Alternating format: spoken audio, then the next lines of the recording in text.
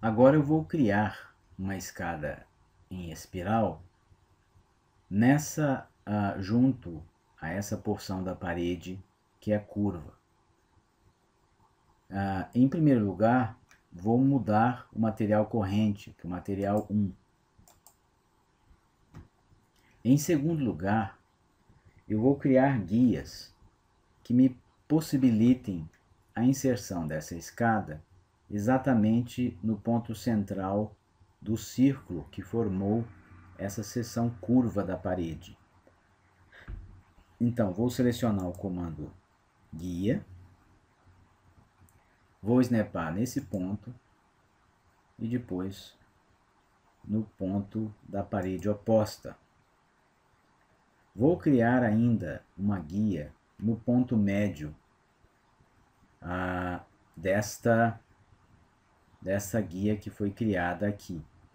Para isso, vou criar essa guia junto à parede, aqui, e depois vou usar o comando move, sem copiar. Se ele estiver em onCopy, selecione self.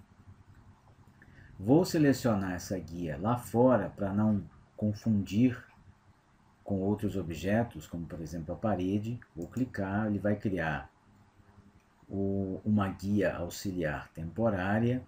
Vou mover o meu cursor sobre esta guia, vou parar em algum lugar ainda sobre esta guia e vou entrar o valor que deve corresponder à metade dessa distância.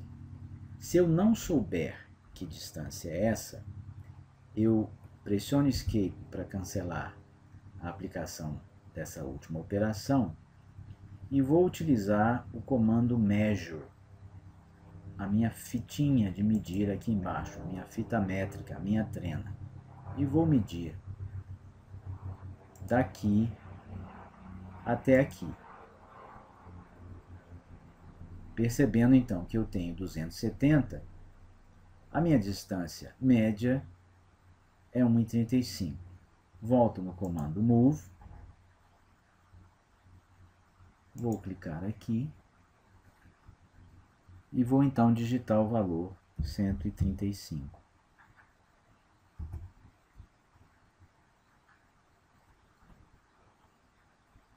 Tendo feito isso, vou selecionar o comando a escada espiral, que eu vou encontrar nesse grupo, e é o terceiro comando, Spiral Stair. Quando eu seleciono esse comando,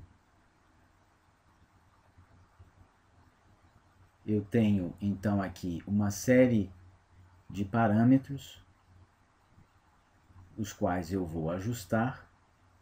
Por exemplo, onde eu tenho raio interno, eu vou colocar um pouco menos, raio interno que é a distância do ponto central da escada até onde começa a beirada dos degraus. Vou digitar então, digamos, 50 centímetros. O raio externo deve corresponder a essa distância entre o ponto central e o raio da parede, o raio interno da parede. Vou digitar então 135 conforme nós medimos. Ele automaticamente vai atualizar a largura do degrau para 85, o que é uma largura razoável. A altura a ser vencida, total high, são os 3,15, ou melhor, os 3 da parede mais os 15 da espessura da laje. Então eu vou digitar aqui 3,15. Não vou utilizar uma altura fixa de degrau, mas um número de degraus, clicando aqui. E se nós calcularmos 315 dividido por 20, eu vou ter um degrau muito baixinho. Se eu colocar 19, eu vou ter um degrau com um pouco mais de 16 centímetros de altura. Clico para confirmar. Além disso, a minha escada ela vai ter uma translação não de 360 graus. Vamos supor que ela começasse por aqui, eu começasse a subir. Se eu viesse até aqui, como a nossa altura não é tão significativa assim, eu correria o risco de em algum momento não ter altura suficiente para a passagem do usuário. Então eu vou evitar essa sobreposição reduzindo o ângulo da minha escada a 270. Clico em qualquer lugar para confirmar e agora eu vou efetivamente inserir a minha escada, clicando naquele ponto central, na interseção das duas guias.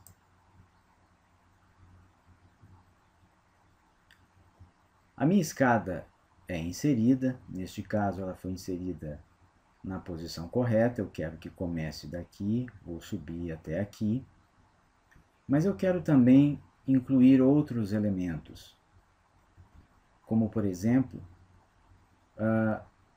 um guarda-corpo de cada lado dessa escada. Para isso eu vou em Railings,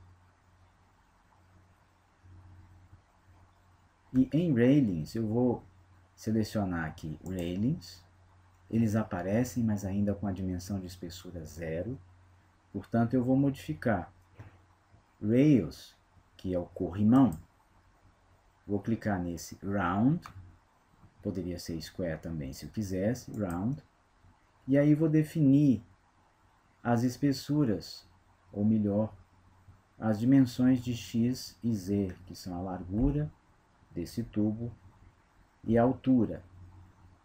E eu vou colocar ambos com 5 centímetros, para que ele seja de fato redondo e não elipsoide. O que é uma medida bastante aproximada daquelas utilizadas em corrimão de escadas no Brasil, esse corrimão feitos de tubos de aço.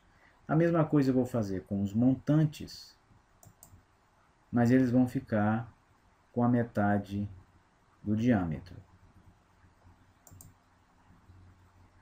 Quando eu estiver satisfeito, eu vou sair do comando.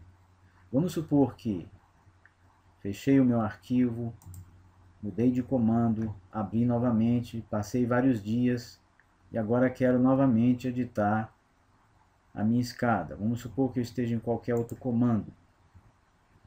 Para que eu possa editar a minha escada, eu vou então no comando pick. Percebam que mesmo que eu tenha esse comando ativo, eu já não mais vou estar editando uma escada existente. Esse comando sempre me permite criar um novo elemento de características de escada. Mas para recuperar a escada já feita, eu volto no comando pick e clico naquela escada. Vão aparecer aqui em Tool Options informações específicas deste objeto selecionado e não de qualquer um. E aí, dentre essas informações, eu tenho a aba Parameters, onde eu posso novamente editar os meus parâmetros. Eu posso também, além de editar esses parâmetros, posso editar aqueles controles que nós vimos no momento da criação da escada. Então, se eu voltar aqui, clicar com o botão da direita, posso pedir Show Controls. Com isso, eu poderia editar graficamente o raio interno, o raio externo e a altura. Por enquanto, nós não vamos fazer isso graficamente. Nós vamos, no primeiro momento, colocar essa escada em seu respectivo layer, fazendo com que aquele layer escada se torne o layer corrente. Vou usar o comando setLayer. Se houver já a minha escada selecionada, eu simplesmente clico na área de trabalho. Se eu colocar o meu cursor sobre aquele objeto, eu vou ver que ele já se encontra no layer escada. Para que eu possa, então, mudar de layer, ou melhor, esconder esse layer escada, eu vou desselecionar. Eu posso desselecionar qualquer objeto voltando ao pique e clicando na área de trabalho, em qualquer lugar sem objeto, ou mais rapidamente, a partir de qualquer comando, pressionando as teclas Ctrl Tab. E com isso, todos os objetos porventura selecionados são desselecionados. Nós vamos colocar então como layer corrente um outro layer qualquer, como por exemplo o layer terreno, e vamos então esconder a nossa escada, fechando o olhinho na frente do layer escada. Vou salvar o meu arquivo. Vou tornar o meu layer laje de teto visível novamente, né? E percebo que eu preciso fazer uma abertura para passar essa escada. Vou esconder a minha laje de teto temporariamente, e para fazer isso, eu vou afastar um pouquinho o meu ponto de vista, vou criar um cilindro cujo centro se apoie sobre o mesmo centro da escada. E esse cilindro eu não vou criar por uma combinação de círculo e extrusão tridimensional. Eu vou criar um cilindro paramétrico que me oferece um maior número de controles que me permitem modificá-lo da maneira como eu quero. Vou criar então esse cilindro a partir do Generate, desse grupo de comandos, selecionando Cylinder. Esse cilindro então vai se assentar sobre o centro mesmo centro daquela escada. Vou fazer com que o ponto de terminal dele coincida com esse snap aqui embaixo. E por fim vou subir com esse cilindro o suficiente para ultrapassar a espessura daquela laje que eu escondi. A laje que está sobre a escada precisa ser cortada em uma seção de círculo de apenas 270 graus, ou seja, até aqui, ou melhor, daqui, seguindo o meu cursor, até aqui, de tal forma que eu fique lá em cima com esse quadrante intacto. Para fazer isso, percebam que quando eu criei o cilindro, eu tenho uma série de controles que normalmente eu não teria com o cilindro formado a partir de uma extrusão de um círculo comum. Mas se eu, por exemplo, colocar o meu cursor aqui em cima, ele vai me dizer que esse é o ângulo final. E se eu mover esse ângulo para cá, e ao mesmo tempo selecionar essa opção, aqui na caixinha do Options, eu vou ter o que eu preciso, ou seja, 3/4 de um cilindro. E esses 3/4 de um cilindro vão ser usados para subtrair uma parte daquela laje, o volume de interseção entre os dois. Vamos ver? Se eu então fizer novamente com que a minha laje de teto se torne visível, ativando a visualização do seu layer, e usar aqui, nesse grupo de comandos, Modify, que começa com 4 comandos que são análogos à teoria dos conjuntos, união, interseção, diferença e divisão, a chamada divisão booleana, nós podemos então encontrar o comando diferença, que nesse caso diz respeito não à teoria dos conjuntos, mas a volumes sólidos, onde eu subtraio um determinado objeto, ou de um determinado objeto, uma parte definida por outro objeto.